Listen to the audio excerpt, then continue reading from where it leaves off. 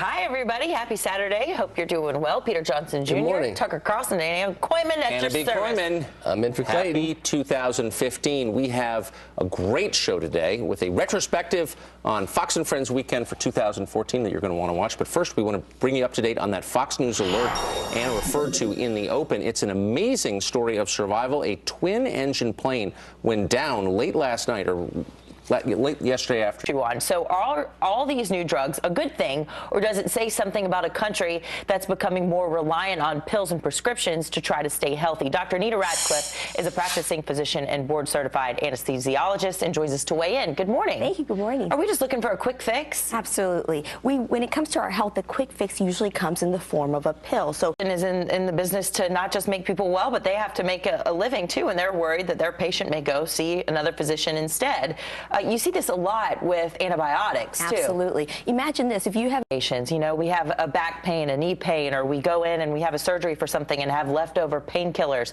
Americans are really becoming addicted to these drugs, aren't we? Absolutely. Thing for you. If this is what society wants, we want these pills to make us better rather than, you know, just trying to sleep more, trying to eat right, trying to exercise, trying to decrease stress in our lives. How do we have a paradigm shift and make that happen? Well, start rather than reactive, shouldn't we? Dr. Nita Radcliffe, thank you so much. 25 minutes after the hour, it was the moment John Hinckley tried to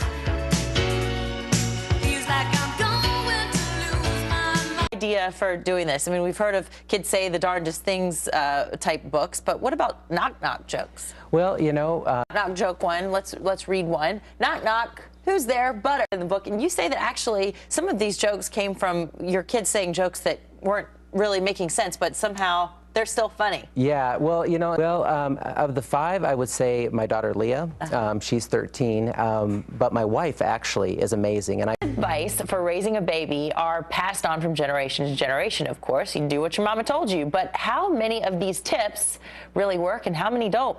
Here to bust some of the biggest and most outdated baby myths, pediatrician Dr. Ayala Miller-Wegman. Good morning, and thanks for being with us. Good morning, of course. So first up, babies sleeping in dark, quiet. Does it reduce SIDS? Do we know? We don't know the exact. I wish it did, but certainly listening to classical music is far. Babies cry it out. Do we need to let them just cry? Their brains haven't developed enough, I imagine, to manipulate us like the older ones would be able to. Absolutely, they're not mature enough. To put our baby down, is it stomach down, back down, on their side? What do we do? So it's always ways. Those aren't. I'm not a big fan. Babies should really be sort of swaddled. Or would put rice in their bottle. Is that a good idea? Absolutely not. Babies. Dr. Ayala Miller-Wegman, thank you so much for debunking all those myths. Of course. Learning a lot this morning. Thank you.